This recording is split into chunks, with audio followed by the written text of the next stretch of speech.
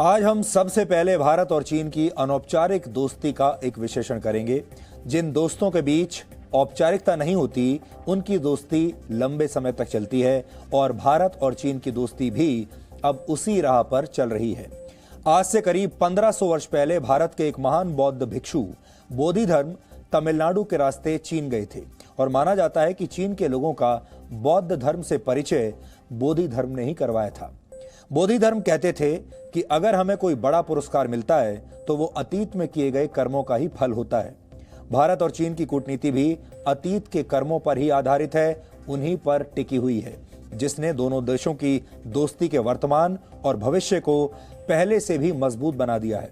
लेकिन पिछले 50 वर्षों में हालात कुछ इस तरह के हो गए कि हालात ने इस दोस्ती में शंका के बीज भी बो दिए हैं। आज चीन के राष्ट्रपति शी जिनपिंग भारत के प्रधानमंत्री नरेंद्र मोदी के साथ अनौपचारिक मुलाकात करने के लिए चेन्नई पहुंचे। एयरपोर्ट पर उनका शानदार स्वागत हुआ और वहां उन्होंने भारत की महान संस्कृति की एक झलक देखी। इसके बाद सड़क के रास्ते वो चेन्नई से करीब 50 किलोमीटर दूर स्थित महाबलीपुरम पहुंचे। ये उसी समय की तस्वीरें हैं जो आप इस समय देख रहे हैं। महाबलीपुरम पहुंचने के बाद प्रधानमंत्री मोदी तमिलनाडु की पारंपरिक पोशाक वेष्टी में शी जिनपिंग का इंतजार कर रहे थे। प्रधानमंत्री मोदी ने शी जिनपिंग का स्वागत किया, उनसे काफी देर तक बातचीत की और फिर दोनों नेता अर्जुन तपस्या स्थल पर बने मंदिर को देखने के लिए पहुंचे। और आज जब आप इन तस्वीरों को देखेंगे, विस्तार से देखेंगे, तो आपको बहुत अच्छा लगेगा, आपको मजा आएगा इन तस्वीरों को देखकर, क्योंकि प्रधानमंत्री मोदी भी आज अपने दक्षिण भारतीय रूप में दिखाई दिए और दोनों नेता काफी दूर तक पैदल चलते हुए एक दूसरे के साथ बातचीत करते हुए इस स्थल तक पहुंचे। अर्जुन तपस्या स्थल को यूनेस्को ने वर्ल्ड हेरिटेज साइट यानी विश्व धरोहर का दर्जा दिया है। यहां की दो बड़ी बड़ी चट्टानों पर पवित्र गंगा के धरती पर उतरने की कहानी को दर्शाया गया है। भारत की हजारों वर्ष पुरानी संस्कृति को देखकर शी जिनपिंग पूरी तरह से मंत्रमुग्ध नजर आए। ऐसा माना जाता है कि चीन के लोग अपने चेहरे पर ज्यादा भाव नहीं लाते, चाहे वो खुशी महसूस कर रहे हों या फिर दुख। इसे पूर्वी एशिया की संस्कृति का एक हिस्सा माना जाता है। तस्वीरों में अगर आप देखेंगे तो शी जिनपिंग आज अपना पूरा सूट नहीं पहने हुए थे, जिससे उनकी अनौपचारिकता झलकती है। आमतौर पर शी जिनपिंग जहां जाते हैं तो औपचारिक सूट पहनकर जाते हैं, लेकिन आज उन्होंने अपनी जैकेट नहीं पहनी थी, सिर्फ कमीज में थे। और दूसरी तरफ प्रधानमंत्री मोदी दक्षिण भारत की पारंपरिक वेशभूषा में थे, क्योंकि महाबलीपुरम में थोड़ी गर्मी होती है, इसलिए दोनों ही नेता अनौपचारिक पोशाक में थे और पूरा माहौल भी अनौपचारिक ही था। आपने देखा होगा, ध्यान से अगर आप देखेंगे तो शी जिनपिंग ने ना तो टाई पहनी है और ना ही ऊपर कोट पहना है, तो पोशाक भी अनौपचारिक ही है। लेकिन आज महाबलीपुरम में भारतीय संस्कृति और इतिहास के दर्शन करते वक्त शी जिनपिंग के चेहरे पर काफी उत्सुकता और कौतूहल के भाव देखे गए, क्योंकि वो प्रधानमंत्री मोदी की एक एक बात बहुत ध्यान से सुन रहे थे और अपने आसपास की कलाकृतियों को समझने में भी उन्होंने काफी रुचि दिखाई। और प्रधानमंत्री मोदी लगातार उन्हें बताते जा रहे थे स्थान के महत्व के बारे में, संस्कृति के बारे में, और शी जिनपिंग बहुत ही दिलचस्पी के साथ प्रधानमंत्री मोदी को लगातार सुन रहे थे। और ये जो वॉक थी, ये ऐसी थी जैसे दो पुराने दोस्त एक दूसरे से मिल रहे हों, और जो दोस्त है जिसके देश में, जिसके घर पर दूसरा दोस्त पहुंचा है, वो अपने घर के बारे में, अपने आसपास, अपने देश के बारे में उन्हें लगातार बता रहा है। इसके बाद दोनों नेता पंचरथ मंदिर को देखने के लिए पहुंचे। ये भी यूनेस्को की विश्व धरोहरों की सूची में शामिल है। यहां पांडवों और उनकी पत्नी द्रौपदी के रथों को चट्टानों पर उकेरा गया है, जिनके नाम धर्मराज रथ, अर्जुन रथ, भीम रथ, नकुल सहदेव रथ और द्रौपदी रथ हैं।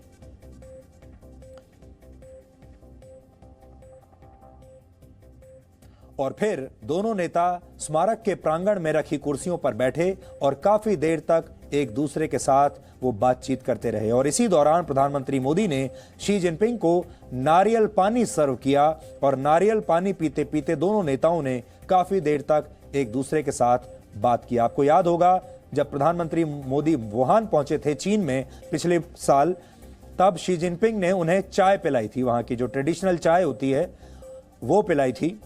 उस समय चाय पर चर्चा हुई थी और आज नारियल पानी पर चर्चा हुई है, क्योंकि ये जो जगह है महाबलीपुरम, नारियल पानी यहाँ का मशहूर पेय माना जाता है। यहाँ पर नारियल पानी ही ज्यादा पिया जाता है और इसीलिए आज प्रधानमंत्री मोदी ने नारियल पानी पिलाया शी जिनपिंग को। चट्टानों पर भारतीय संस्कृति के दर्शन करने वाले शी जिनपिंग ये बात अच्छी तरह से समझ गए होंगे कि अगर उनके देश को एक चट्टान की तरह दुनिया के शक्तिशाली देशों का सामना करना है तो उसकी नींव सिर्फ भारत ही तैयार कर सकता है, उसमें भारत ही उसकी मदद कर सकता है। भारत और चीन की रॉक सॉलिड दोस्ती वर्तमान वर्ल्ड ऑर्डर को बदलने की क्षमता रखती है, यानी भारत और चीन मिलकर दुनिया के शक्ति संतुलन को एशिया के पक्ष में मोड़ सकते हैं अगर वो चाहें तो, और 21वीं सदी को एशिया की सदी बना सकते हैं अगर ये दोनों नेता चाहें तो। लेकिन बड़ा सवाल यह है, क्या ये ऐसा चाहेंगे? क्या ऐसा संभव है? पंचरथ मंदिर घूमने के बाद दोनों नेता शोर टेम्पल पहुंचे। शोर का हिंदी में अर्थ होता है तट या किनारा, और यह मंदिर भी समुद्र तट पर बना हुआ है, समुद्र तट पर स्थित है। यहां से बंगाल की खाड़ी दिखाई देती है। इसे दक्षिण भारत के सबसे प्राचीन मंदिरों में से एक माना जाता है। प्रधानमंत्री मोदी ने शी जिनपिंग को पहले इस मंदिर के प्रांगण में घुमाया और उन्हें इसके ऐतिहासिक महत्व की पूरी जानकारी दी। दोनों नेता जब इस मंदिर में पहुंचे तो शाम होने लगी थी, दिन ढलने लगा था और यह मंदिर रोशनी से जगमगाने लगा था। खास रोशनी के इंतजाम किए गए थे, विशेष लाइटिंग इस मंदिर में की गई थी और यह मंदिर आज बहुत खूबसूरत दिख रहा था। इन तस्वीरों में भी अगर आप देखेंगे, ऊपर आपको खूबसूरत चंद्रमा दिखाई दे रहा है और नीचे ये शोर टेम्पल दिखाई दे रहा है, जिसे आज बहुत ही खूबसूरती के साथ सजाया गया था शी जिनपिंग के स्वागत के लिए। ये शानदार तस्वीरें हैं जो आप घर बैठे ही इस समय देख रहे हैं, आपको महाबलीपुरम जाने की जरूरत नहीं है। चीन के राष्ट्रपति शी जिनपिंग नास्तिक हैं और वो भगवान में आस्था नहीं रखते, लेकिन हमें यकीन है कि भारत के मंदिरों और संस्कृति के दर्शन करने के बाद भारत और चीन की कूटनीति में उनकी आस्था जरूर मजबूत हुई होगी। पाकिस्तान जैसे देश चीन को अपने पक्ष में लाने के लिए गरीबी, आतंकवाद और डर का सहारा लेते हैं, लेकिन भारत की समृद्ध सांस्कृतिक विरासत किसी भी देश और उसके नेता को भारत का प्रशंसक बना सकती है, किसी भी देश को भारत की तरफ आकर्षित कर सकती है। और इस समय आप उसी खूबसूरत संस्कृति के दृश्य देख रहे हैं, उसकी तस्वीरें आप देख रहे हैं। प्रधानमंत्री मोदी विदेश मंत्री से मिलवा रहे हैं, national security adviser Ajit Doval से राष्ट्रपति की मुलाकात करवा रहे हैं। ये है प्रधानमंत्री मोदी की पूरी टीम जो इस समय राष्ट्रपति शी जिनपिंग से मुलाकात कर रही है। यानी एक तरीके से आप देखें तो मैच से पहले कूटनीति की टीम इंडिया राष्ट्रपति से, चीन के राष्ट्रपति से मुलाकात कर रही है। एक तरफ भारत की टीम इंडिया है और दूसरी तरफ चीन की टीम है जो इस दौरे पर आई है, और इसे आप एक बहुत बड़ा कूटनीतिक मैच कह सकते हैं। प्रधानमंत्री मोदी ने शी जिनपिंग को सिर्फ भारत की संस्कृति के दर्शन ही नहीं कराए, बल्कि इस दौरान उन्होंने तमिलनाडु का पारंपरिक परिधान वेष्टी भी आज पहना हुआ था। वेष्टी एक प्रकार की धोती होती है जिसे आधी बाजू की गोल गले वाली शर्ट के साथ, कमीज के साथ पहना जाता है। तमिलनाडु एक तटीय दक्षिण भारतीय राज्य है, इसलिए वहां दिन के वक्त काफी उमस होती है, काफी गर्मी होती है और वेष्टी जैसे परिधान इस उमस से बचने में काफी सहयोग करते हैं। इसीलिए प्रधानमंत्री आज दक्षिण भारतीय परिधान में नजर आए और दक्षिण भारत के जो लोग हैं खास तौर पर, वो आज प्रधानमंत्री को इस रूप में देखकर बड़े प्रसन्न थे। प्रधानमंत्री मोदी ने तमिलनाडु की पारंपरिक पोशाक पहनकर न सिर्फ शी जिनपिंग के सामने भारतीय संस्कृति का मान बढ़ाया है, बल्कि उन्होंने आज तमिलनाडु के लोगों का भी दिल जीत लिया। तमिलनाडु में वर्ष 2021 में चुनाव होने वाले हैं और वहां बीजेपी को अपनी राजनीतिक जमीन भी मजबूत करनी है और आज की ये तस्वीरें इस बात को भी बहुत मजबूत करेंगी। और हम जैसे आपको पहले बता रहे थे, महाबलीपुरम में उमस काफी होती है, गर्मी होती है, इसलिए दोनों ही नेता आपको उसी तरीके से उन्होंने अपने परिधान पहने हैं। शी जिनपिंग भी आज बहुत ही कैजुअल कपड़ों में है, सिर्फ कमीज उन्होंने पहनी है, टाई उन्होंने नहीं पहनी, कोट नहीं पहना। और इसी तरह प्रधानमंत्री मोदी भी आपको वेष्टी में नजर आए। ऐसा कहा जाता है कि करीब 1500 वर्ष पहले महान बौद्ध भिक्षुक बोधि धर्म ने तमिलनाडु के तट से ही अपनी चीन यात्रा की शुरुआत की थी और वो चीन के ग्वांगजू शहर पहुंचे थे। शी जिनपिंग को इतिहास में बहुत ज्यादा रुचि है, वो इतिहास को काफी अच्छे से समझते हैं, पढ़ते हैं और उनकी रुचि भी है। और इस अनौपचारिक मुलाकात के लिए महाबलीपुरम का चुनाव उनकी इसी रुचि को देखते हुए किया गया है। यहां पर थोड़ा आपको यह भी बता दें कि महाबलीपुरम में ही ये बैठक क्यों हो रही है, ये मीटिंग क्यों हो रही है।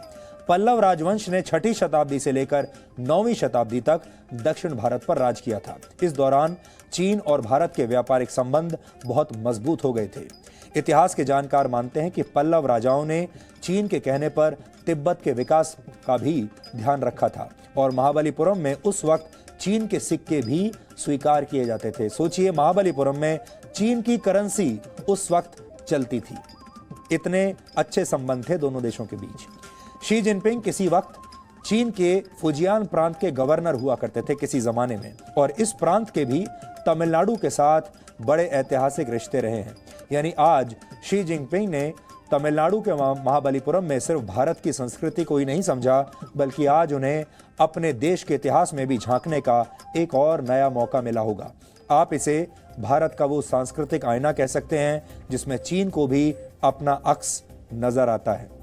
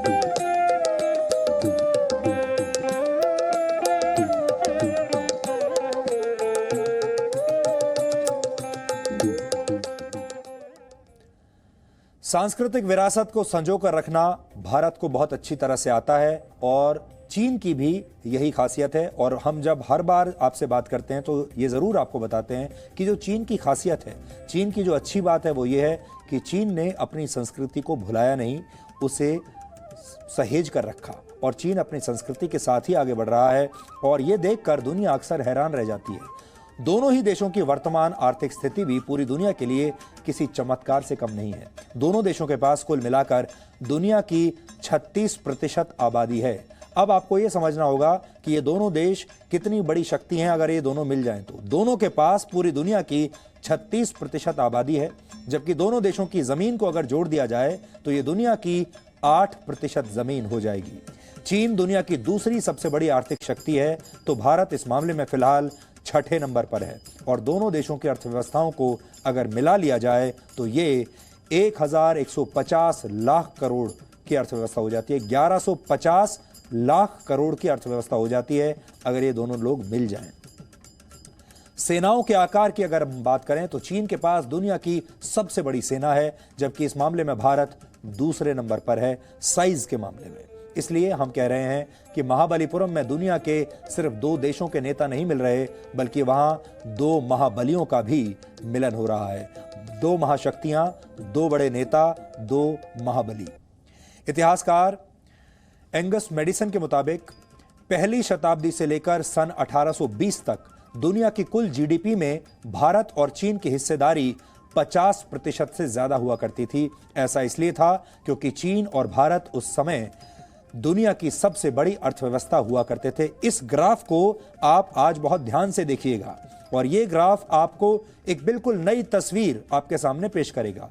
भारत और चीन कृषि प्रधान देश थे और इसका श्रेय तिब्बत के पठार को जाता है। अगर आप यहां पर देखें तो आपको स्वर्ण युग से अब तक का पूरा इतिहास आपको दिखाई देगा। यहां पर अगर आप देखें तो भारत नारंगी रंग से भारत की जो लाइन है वो आपको दिखाई देगी और चीन जो है वो लाल रंग की लाइन है और ये दुनिया के जीडीपी में इन दोनों लोगों का हिस्सा है। एक जमाना था जब चीन की अर्थव्यवस्था सबसे बड़ी हुआ करती थी। अगर आप देखें भारत में जब मुगल साम्राज्य आया, उसके बाद मुगल साम्राज्य के बाद प्रथम विश्व युद्ध हुआ, फिर स्वतंत्र भारत जब हुआ, उसके बाद से लगातार अगर आप देखें तो भारत की जो आर्थिक स्थिति है लगातार खराब होती चली गई। और उधर अगर आप चीन को भी देखें लाल रंग की लाइन में, तो 1820 के बाद से चीन की आर्थिक स्थिति भी लगातार खराब होती चली गई और एक जमाना ऐसा था जब भारत और चीन की आर्थिक जो स्थिति है लगभग एक जैसी थी 1950 से लेकर 1973 तक अगर आप यहां पर देखें। और उसके बाद से 1973 के बाद से कैसे जंप लिया है चीन ने, वो देखने वाली बात है। और अब भारत की जो इकोनॉमी है वो भी धीरे धीरे कैसे उठनी शुरू हुई है।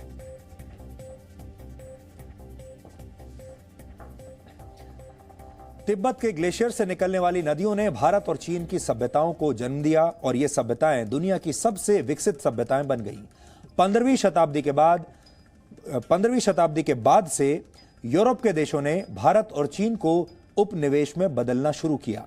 ब्रिटेन और पुर्तगाल के व्यापारी समुद्र के रास्ते भारत आए और इन लोगों ने व्यापार के बहाने दोनों देशों पर कब्जा करना शुरू कर दिया। यूरोप में जब औद्योगिक क्रांति का युग आया तब वहां उत्पादन बढ़ने लगा। वहां के मजदूर भारत और चीन के किसानों से ज्यादा समृद्ध हो गए, जबकि तकनीक के अभाव में भारत और चीन गरीब होते चले गए। इसके अलावा ब्रिटेन जैसे देशों ने भारत और चीन के सभी संसाधनों का भी जबरदस्त दोहन किया और विकसित तकनीक का फायदा उठाकर भारत और चीन को लगभग कंगाल कर दिया। हम आपको जो आज बात बता रहे हैं वो ये है कि एक जमाना था जब भारत को सोने की चिड़िया कहा जाता था और फिर भारत एक गरीब देश में तब्दील हो गया। लगभग इसी तरह का इतिहास चीन का रहा है। विदेशियों ने हिंद महासागर के ज्यादातर रास्तों पर कब्जा कर लिया। इसका असर यह हुआ कि भारत और चीन के पास संसाधनों की कमी हो गई और वर्ष 1952 आते आते भारत और चीन की जीडीपी दुनिया की जीडीपी का 10% भी नहीं रही। चीन और भारत के बीच आज भी विवाद का सबसे बड़ा मुद्दा हिंद महासागर ही है।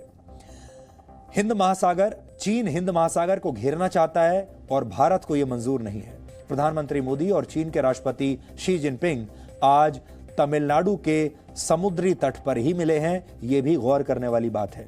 तमिलनाडु वो राज्य है जिसके तट पर हिंद महासागर, बंगाल की खाड़ी और अरब सागर का मिलन होता है, इसलिए जो जगह है बड़ी स्पेशल है। इसलिए इस मुलाकात के जरिए दोनों देशों के नेताओं ने दुनिया को यह संदेश देने की भी कोशिश की है कि जब दुनिया के बड़े बड़े समुद्र और महासागर आपस में मिल सकते हैं तो भारत और चीन ऐसा क्यों नहीं कर सकते। आज प्रधानमंत्री मोदी ने महाबलीपुरम में शी जिनपिंग को नारियल पानी पिलाया, जो तस्वीरें अभी हमने थोड़ी देर पहले आपको दिखाई। आप अंतर्राष्ट्रीय कूटनीति की तुलना भी किसी नारियल से कर सकते हैं, जो बाहर से दिखने में बहुत सख्त होता है लेकिन अंदर थोड़ी सी अगर मेहनत की जाए तो इसका फल बहुत मीठा होता है। और नारियल बाहर से जितना सख्त होता है अंदर से उतना ही मुलायम होता है। कूटनीति भी ऐसी ही होती है और जब कूटनीति अनौपचारिक रूप से की जाती है तो वो काफी नर्म हो जाती है, उसकी जो सख्ती है वो चली जाती है। लेकिन भारत ने चीन के साथ इस कोकोनट कूटनीति का इस्तेमाल पहली बार नहीं किया है। आज से 63 वर्ष पहले यानी 1956 में जब चीन के पहले प्रधानमंत्री जाओ एनलाई भारत आए थे तब उन्होंने भी इसी महाबलीपुरम का दौरा किया था और वो भी शी जिनपिंग की ही तरह भारत की सांस्कृतिक विरासत को देखकर दंग रह गए थे। इस दौरान जाओ एनलाई महाबलीपुरम से 10 किलोमीटर दूर एक गांव में भी गए थे। तब वहां के स्थानीय लोगों ने उन्हें नारियल पानी पीने के लिए दिया था। मेहमानों को नारियल पानी देना तमिलनाडु की संस्कृति का हिस्सा है। हमारे संवाददाता अमित प्रकाश आज उसी गांव में गए और उन्होंने ये जानने की कोशिश की कि चीन के पहले प्रधानमंत्री का नारियल पानी पीने का अनुभव कैसा था। 6 दिसंबर 1956 को शाम के 4 बजे महाबलीपुरम से गाड़ियों का जो एक काफिला निकला था, वो शाम के 4 बजे 10 गाड़ियों का काफिला इस गांव में आकर रुका। लोगों के बीच कौतूहल बढ़ा कि आखिरकार कौन आया है। पता चला कि चीन के प्रधानमंत्री जो कि इस रास्ते से गुजर रहे थे, वो यहां रुके हैं और वो इस गांव के लोगों से मिलना चाहते हैं। हालांकि वो पहले से ही जो गांव के सरपंच थे उनसे बात हो गई थी कि उनको ये कहा गया था कि यहाँ एक बिल्डिंग उन्होंने मैटरनिटी सेंटर बनाया है और चीन के प्रधानमंत्री उसका इनॉग्रेशन करें, और इसके लिए वो आए थे। 15 मिनट की इस गांव की उनकी जो विजिट थी वो यादगार हो गई, वो लोगों को आज भी याद है। जब वो इस गांव में उतरे तो इस गांव को देखा, लोगों से मिले, तमाम बातचीत जब वो गांव के लोगों से कर रहे थे तो कुछ गांव के लोगों ने उनके लिए ये नारियल पानी वो लेके आए और इसको काट के उनके सामने रखा गया और उनको कहा गया कि ये आपके लिए है। उनको बिल्कुल भी नहीं मालूम था कि ये क्या है और इसको कैसे पीते हैं, इसमें क्या चीज होती है। उन्होंने लोगों से पूछा कि ये क्या है और मैं इसको कैसे पी सकता हूँ। लोगों ने उनको बताया कि ये हमारे यहाँ अतिथियों को हम देते हैं, जो हमारे यहाँ अतिथि आते हैं, और इसको टेंडर कोकोनट वाटर कहते हैं, जिसको हम नारियल पानी के नाम से जानते हैं, और इसको ऐसे पीते हैं। इस तरीके से बताया गया कि आप इसको ऐसे पी सकते हैं। चीन के तत्कालीन प्रधानमंत्री जो उस वक्त इस गांव में मौजूद थे, उन्होंने बिल्कुल ऐसे ही सहज भाव से इस नारियल पानी को जैसे लोगों ने बताया वैसे ही पिया, और पीने के बाद लोगों से कहा कि ये बहुत मीठा है और मुझे ये बहुत पसंद आया, और ये वैसे ही मीठा है जैसे आपके और मेरे बीच का ये अभी तुरंत का बना हुआ रिश्ता है, जितनी मिठास से भर गया है ये उतना ही मीठा है। In those days, villages and all, you will get only the tender coconut. The whatever is available, they offered to him. So he has happily accepted, and he liked it. It seemed that he has made a comment that it's very sweet and nice. Happy. He discussed with my father how the welfare programs are going on, how he developed the village, what is his interest, further interest to develop the village. My father also replied how he has done all his welfare work, everything. नारियल का पेड़ बहुत ऊंचा होता है और उस पर चढ़कर नारियल तोड़ने में काफी मेहनत लगती है, और इसी तरह दुनिया में अपने देश की छवि सुधारने के लिए, अपने देश की छवि को चमकाने के लिए भी नेताओं को बड़ी मेहनत करनी पड़ती है। और फिलहाल शी जिनपिंग दुनिया में अपनी बिगड़ती छवि से भी काफी परेशान है। इसलिए अब आपको ये समझना होगा कि ये दोनों नेता वुहान में मिले थे पिछले साल और अब यहां पर मिल रहे हैं। इन दोनों नेताओं के स्टैचर में कितना फर्क आ चुका है पिछले 1 साल के अंदर। तो शी जिनपिंग जब यहां पर आए हैं वुहान के बाद, तो उनकी स्थिति काफी कमजोर हो चुकी है, और प्रधानमंत्री मोदी की जो स्थिति है पिछले 1 साल में वो बहुत मजबूत हो चुकी है। कैसे, वो अब हम आपको बताते हैं। हांगकांग में चीन के खिलाफ प्रदर्शनों का सिलसिला जारी है। चीन इन्हें कंट्रोल नहीं कर पाया। हांगकांग में चीन की दमनकारी नीति की पूरी दुनिया में आलोचना हो रही है और इससे शी जिनपिंग की अंतर्राष्ट्रीय छवि काफी खराब हुई है। सबसे बड़ी बात यह है कि वो एक नेता के तौर पर, एक राष्ट्रपति के तौर पर इन विरोध प्रदर्शनों को काबू करने में नाकाम रहे हैं। यह पहली बार हुआ है जब चीन के खिलाफ इतना बड़ा विद्रोह दुनिया ने होते हुए देखा है। यह पहली बार है।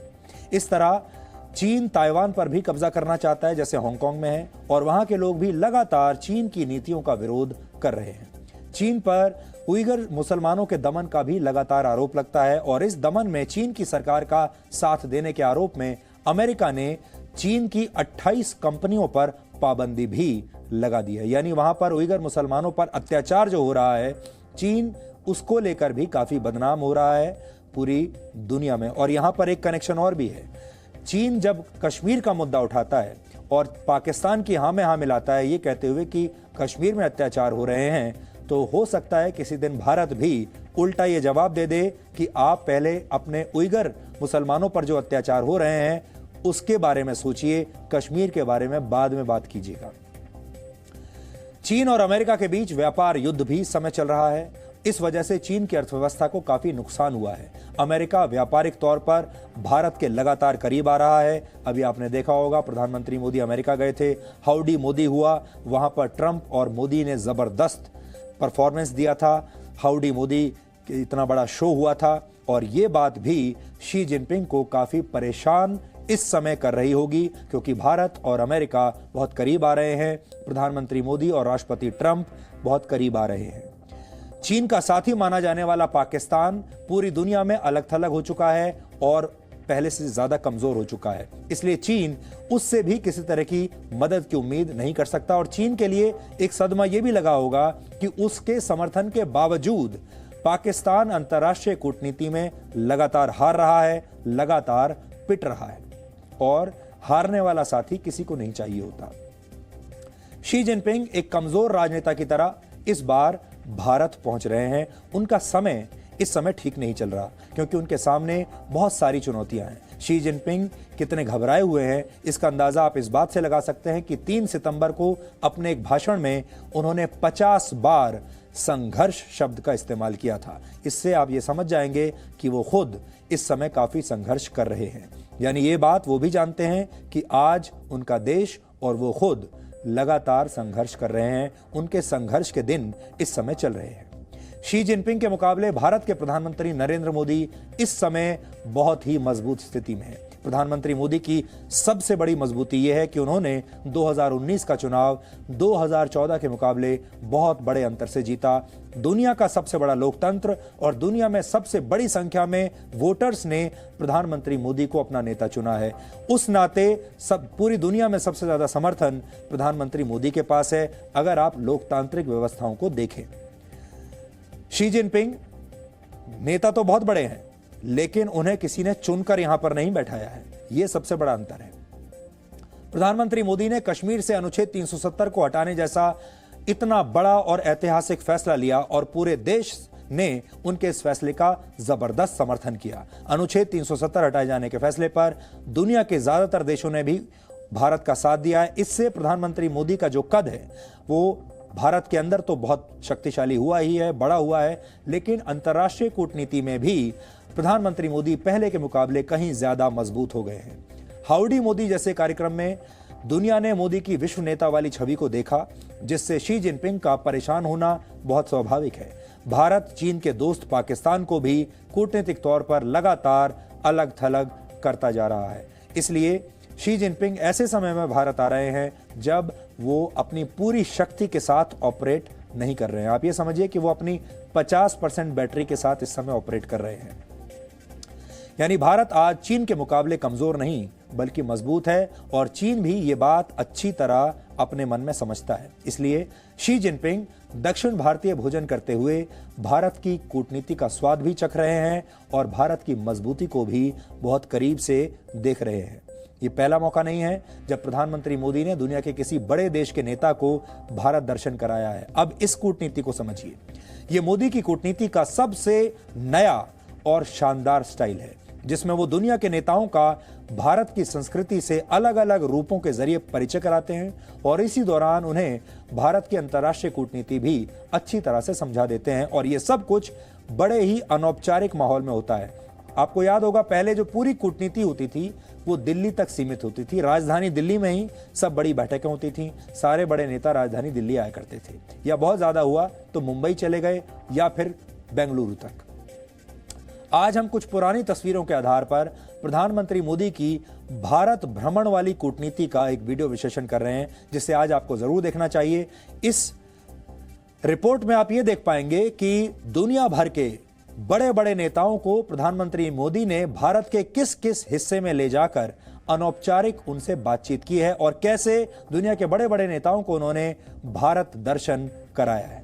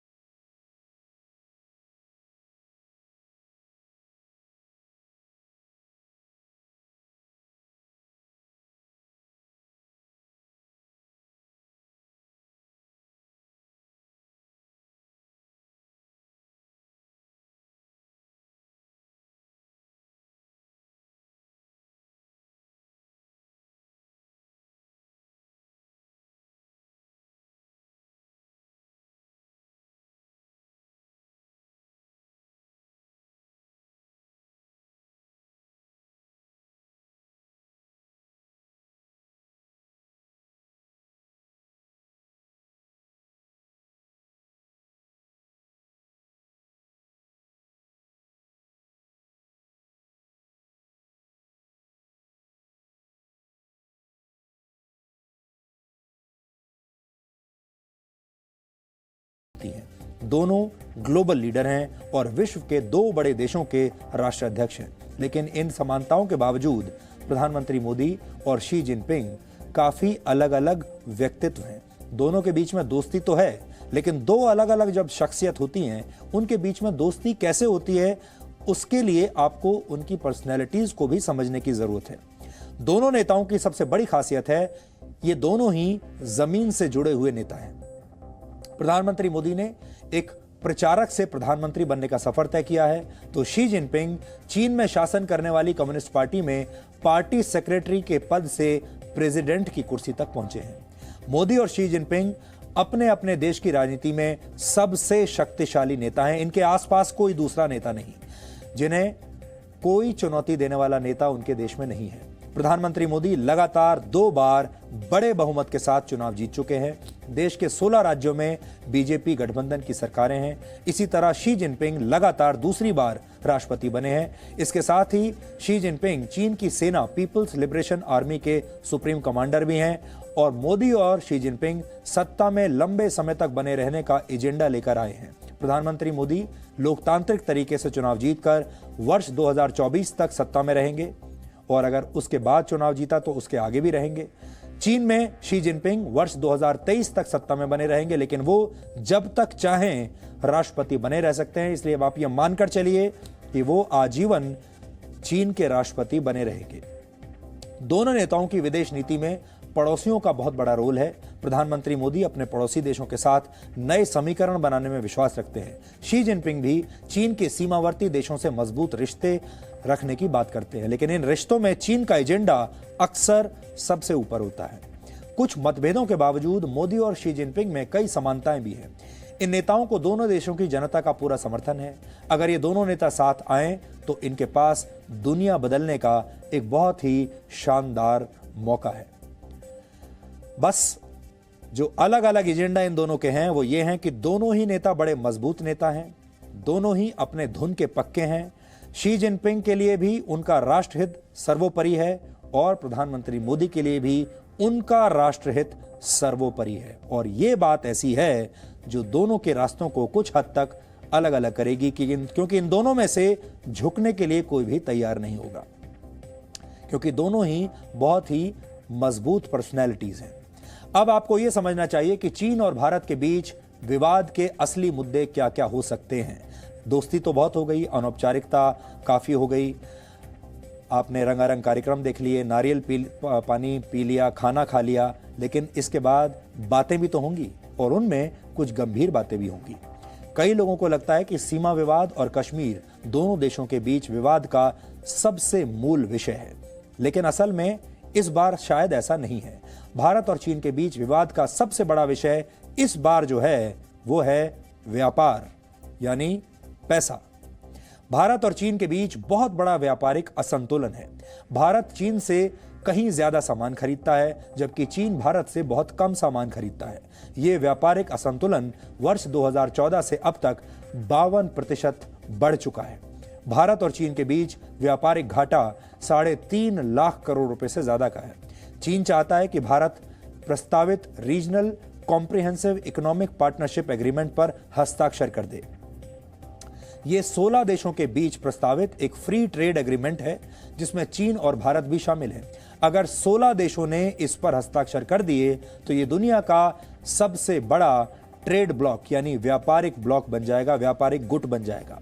लेकिन इससे भारत को शुरुआत में काफी नुकसान हो सकता है। भारत का इस प्रस्ताव में शामिल ज्यादातर देशों के साथ पहले से ही फ्री ट्रेड एग्रीमेंट है। भारत इस पर हस्ताक्षर करेगा तो भारत के बाजार में चीन की स्थिति तो बहुत मजबूत हो जाएगी, लेकिन भारत की स्थिति शायद इतनी मजबूत ना हो। इससे चीन के साथ भारत का व्यापारिक घाटा और भी बढ़ जाएगा।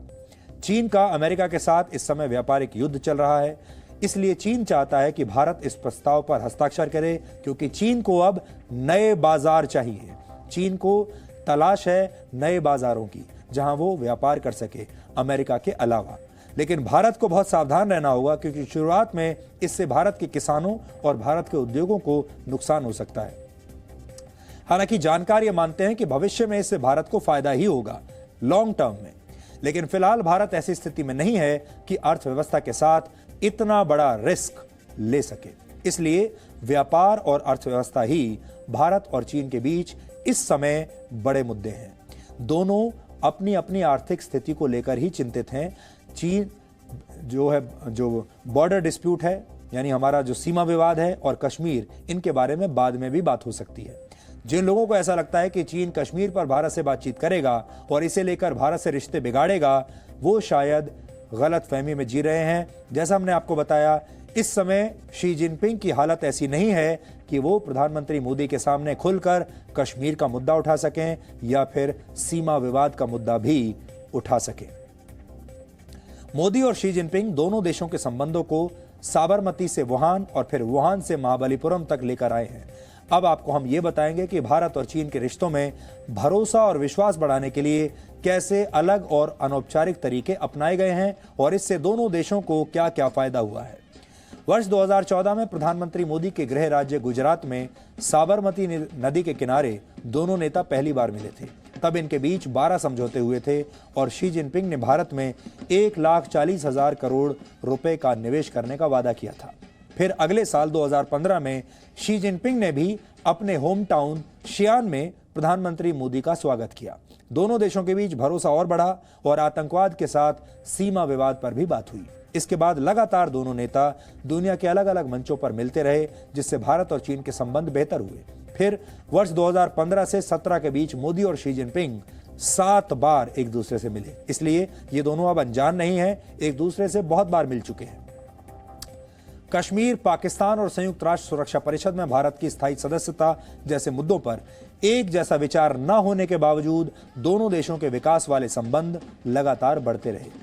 भारतीय कंपनियों ने चीन में 7,000 करोड़ का निवेश किया। इसके बदले भारत में 8 गुना ज्यादा, करीब 56,000 करोड़ का इन्वेस्टमेंट किया गया। भारत और चीन के संबंध दुनिया के दूसरे देशों के लिए एक सबक है कि सीमा विवाद जैसे गंभीर मुद्दों के बावजूद दो देश आपस में बड़े व्यापारिक साझेदार तब भी बन सकते हैं। विश्व में शांति बनाए रखने के लिए बाकी देशों को भी ऐसी ही समझदारी दिखानी होगी, क्योंकि अगर इन तस्वीरों में अगर आप देखें, दोनों में मतभेद तो बहुत सारे हैं। बहुत सारी ऐसी बातें हैं जिन पर दोनों देश, दोनों नेता एक दूसरे से झगड़ा कर सकते हैं, लेकिन ये दोनों नेता उन सारे मतभेदों को एक तरफ रखकर फोकस वहां कर रहे हैं जहां दोनों देशों के बीच दोस्ती हो सकती है, जहां दोनों के बीच आपस में सहयोग हो सकता है। जब चीन के राष्ट्रपति शी जिनपिंग चेन्नई हवाई अड्डे से महाबलीपुरम के लिए रवाना हुए तो वो एक खास कार में बैठकर आए। आपने उस कार की जब तस्वीरें देखी होंगी, अभी हमें आपको बड़े पर्दे पर हम दिखाते हैं। इस कार पर आपकी नजर जरूर पड़ी होगी। इस कार का नाम है, इस कंपनी का, होंगकी। तो चीन के जो राष्ट्रपति हैं वो चीन से अपनी खास कार वहां से लेकर आए हैं और उसी में वो यहां पर चल रहे हैं। शी जिनपिंग के भारत आने से पहले ही उनकी स्पेशल कार चीन से चेन्नई पहुंच चुकी थी। इस कार को चाइनीज लेमोजीन भी कहा जाता है, यानी ये वहां की लेमोजीन है। होंगकी नामक कंपनी का चाइनीज भाषा में अर्थ होता है लाल ध्वज, यानी होंगकी जो ये कंपनी है इसका मतलब है लाल ध्वज।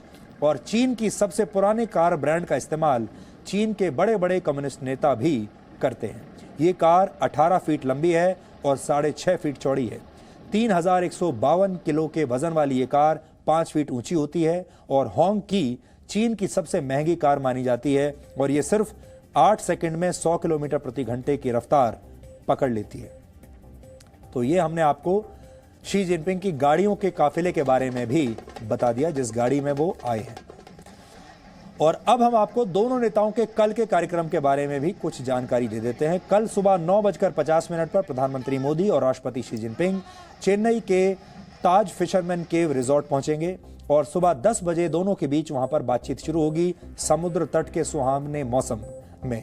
सुबह 10:50 पर दोनों देशों के बीच प्रतिनिधि मंडल स्तर की वार्ता होगी। करीब 55 मिनट की इस बातचीत के बाद 11:45 पर प्रधानमंत्री मोदी राष्ट्रपति शी जिनपिंग के सम्मान में एक लंच देंगे।